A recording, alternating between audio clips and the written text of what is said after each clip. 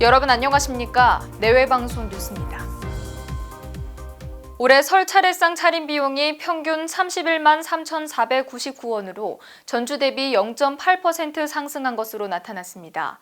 한국농수산식품유통공사가 지난 30일 설 성수품 28개 품목에 대해 전국 16개 전통시장과 34개 대형 유통업체에서 실시한 조사 결과를 오늘 밝혔습니다. 설 차례상 차림 비용은 전통시장이 27만 9,861원이며 대형 유통업체가 34만 7,137원으로 전통시장이 19.4% 더 저렴했습니다. 지난해 설 12일 전 조사와 비교했을 때 전통시장은 1.5%, 대형 유통업체는 0.3% 각각 더 드는 수준입니다.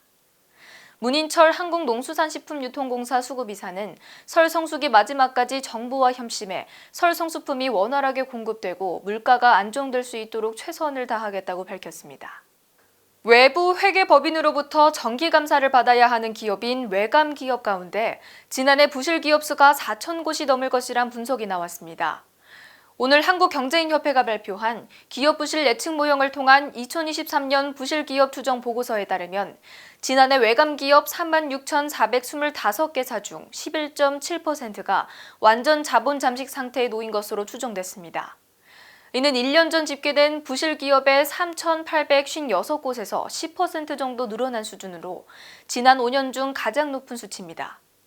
부실 확률이 가장 가파르게 상승한 업종은 건설업인 가운데 부실 확률은 2019년 2.6%에서 작년 6%로 4년 사이에 2배 넘게 올랐습니다. 이상호 환경협 경제산업본부장은 부실 기업 증가는 경제 전반의 안전성을 크게 위협할 수 있는 요인이라며 자금 조달 금리 인하와 사업 구조 조정이 필요하다고 밝혔습니다. 오늘의 간추린 뉴스입니다. 올해 설 연휴 기간에도 2월 9일부터 12일까지 고속도로 통행료가 면제됩니다. 국토교통부는 내달 9일부터 12일까지 설 연휴 기간 전국 고속도로 통행료를 면제하는 안건이 국무회의를 통과했다고 밝혔습니다. 이용하고 있는 전세대출을 더 낮은 금리의 상품으로 온라인으로 갈아탈 수 있는 서비스가 오늘부터 시행됩니다. 신용대출과 주택담보대출에 이어 서비스 대상이 확대되면서 서민 이자 부담이 줄어들 것으로 기대됩니다. 중국 한식 탕후루가 MZ세대 사이에서 인기를 끌면서 지나친 경쟁으로 최근 폐업한 매장이 100곳에 가까운 것으로 나타났습니다.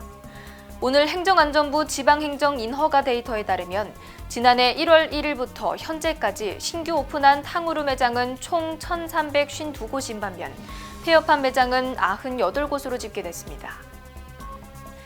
일본에서 개량한 마이크로 돼지와 함께할 수 있는 이른바 돼지 카페가 현지에서 인기를 끌고 있습니다.